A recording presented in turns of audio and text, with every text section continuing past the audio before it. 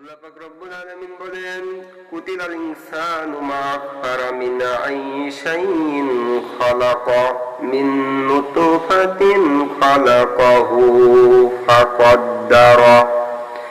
আল্লাহ বলেন, কুতিলাল ইনসানু মা আকফারা, ধ্বংস হোক সেই মানুষ, মা আকফারা, সে কিভাবে কুফরি করলো।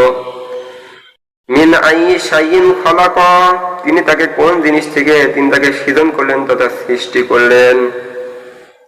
মিন আইয়ি শাইইন খালাকা মিন নুতফাতিন খালাকাহু ফাকদ্দারা, তিনি তো পিতা মাতার মিলনের মাধ্যমে দ্রুত গতিতে বাহির হওয়া পানি তথা বীর্য থেকে তাকে সৃষ্টি করেছেন। তারপরও সে এত অহংকার করে কেন? সে কিভাবে আমার বিধিবিধান না মেনে সে আমার বিরোধিতা করে। সুম্মা নুতফাতান খালাকাহু ফাকদ্দারা সুম্মা সাবিলা ইয়াসসারা। আল্লাহ পাক রব্বুল আলামিন বলেন, আমি মায়ের যে রেহেম থেকে যে সন্তান, রেহেমের ভিতরে সেই সন্তান থাকে, সুনির্দিষ্ট সময় থাকার পরে আমি সেই রাস্তা অর্থাৎ লজ্জা স্থানকে প্রসারিত করে দিই এবং দ্বার থেকে আমি তাকে বাহির করি, দুনিয়ার ভিতরে পদার্পণ করি, প্রেরণ করি। এখানে সাবিল শব্দের অর্থ দুইটি হতে পারে। মুফাসসিরিন কিরাম কেউ বলেছেন এখানে সাবিল দ্বারা অর্থাৎ দ্বীনের রাস্তা অর্থাৎ ইসলামের পথ, এবং কেউ বলেছেন মায়ের লজ্জা স্থান যা দ্বারা সন্তান ভূমিষ্ঠ হয়। তবে সব থেকে আসামত হলো প্রথমটি।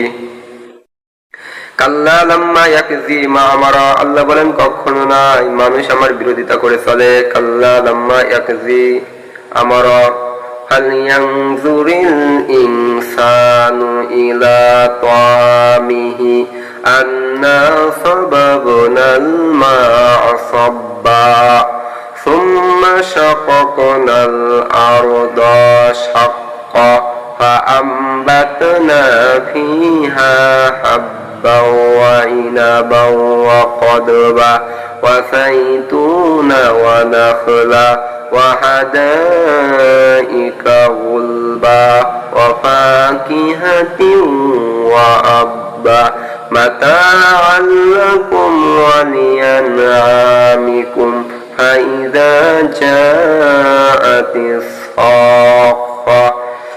আল্লাহ পাক রব্বুল আলামিন বলেন, ফালইয়ানজুরুল ইনসানু ইলা তামিহি, মানুষ কি লক্ষ্য করে না তার খাবারের প্রতি। আমি আল্লাহ পাক রব্বুল আলামিন আসমান থেকে বাড়ি তথা বৃষ্টি বর্ষণ করি। আনতুম আনসালতুমুহু মিনাল মুসনি আম নাহনুল মুনসিলুন লাউ নাশাউ জাআলনাহু উসাদান ফালাউলা তাশকুরুন। আল্লাহ বলেন, আসমান থেকে বাড়ি তথা বৃষ্টিকে বর্ষণ করে আমি ছাড়া, ওই বৃষ্টিকে তো আমি তো লোনা করে দিতে পারতাম, কিন্তু আমি তা করি না, যাতে তারা আমার কৃতজ্ঞতা করে, অস্বীকার না করে এবং আমার সাথে কুফরি না করে। আল্লাহ পাক রব্বুল আলামিন আসমান থেকে বাড়ি তথা বৃষ্টি বর্ষণ করেন, সেই বৃষ্টি থেকে আমাদের ফসল উৎপন্ন করেন এবং আমাদের কত সুন্দরভাবে তিনি রিজিকের ব্যবস্থা করতেছেন। আল্লাহ বলেন, ফালইয়ানজুরুল ইনসানু ইলা তামিহি, মানুষ একটু লক্ষ্য করো কোথায় থেকে তার খাবারের আঞ্জাম হচ্ছে, কিভাবে আল্লাহ পাক রব্বুল আলামিন কত কুদরতি ভাবে তার খাবারের ব্যবস্থা করছে। তো আমি আন্না সাবাবনাল মা'a সাব্বা, তিনি আসমান থেকে পানি বর্ষণ করেন বর্ষণ করার মতো। সুম্মা শাকাকনাল আরদা শাক্কা, অতঃপর তিনি জমিনকে বিদীর্ণ করেন যেভাবে বিদীর্ণ করার মতো।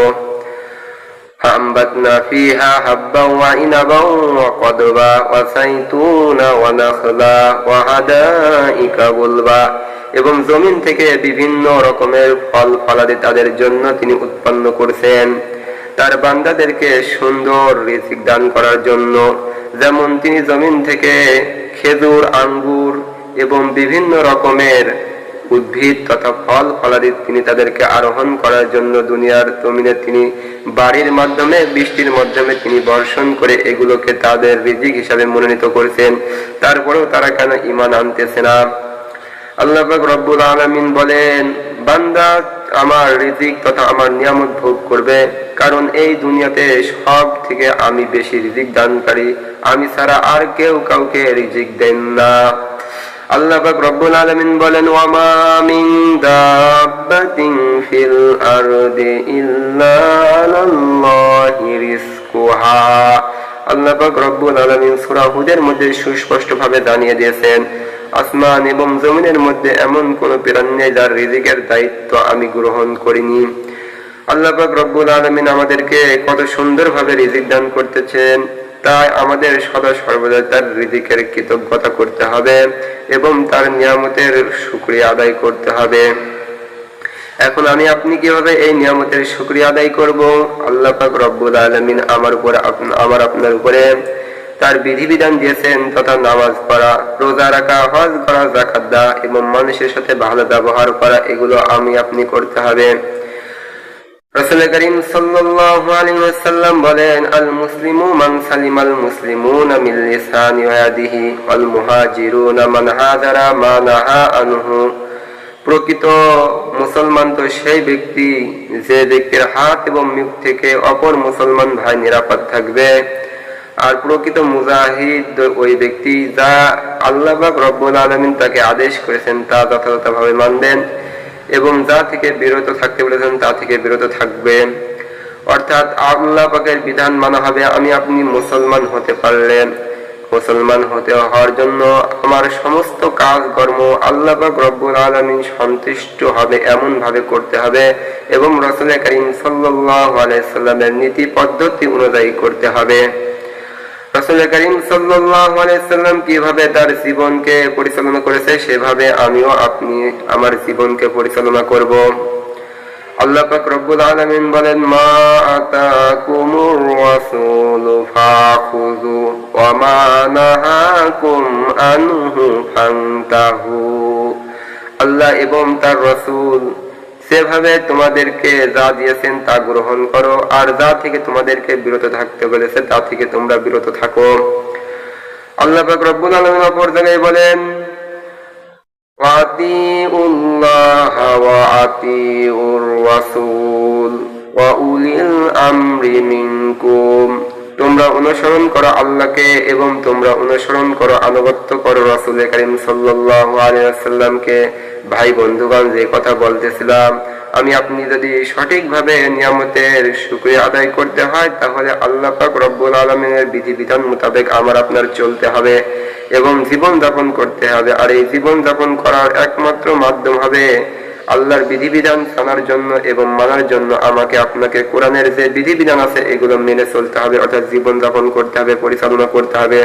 2 নম্বর, রাসূল করিম সাল্লাল্লাহু আলাইহি ওয়াসাল্লামের মাথা থেকে শুরু করে পা পর্যন্ত সমস্ত সুন্নতকে অনুসরণ করে নিজের জীবনকে পরিচালনা করতে হবে। আসেন ভাই বন্ধুগণ, আমরা আমাদের জীবনের সমস্ত ভুল ত্রুটি ভুলে যাই আল্লাহ এবং তার রাসূলের জীবন। রাসূল সাল্লাল্লাহু আলাইহি ওয়াসাল্লাম যেভাবে তার জীবনকে পরিচালনা করেছে সেভাবে আমরা আমাদের জীবনকে পরিচালনা করার জন্য সর্বদাই চেষ্টা করতে থাকি।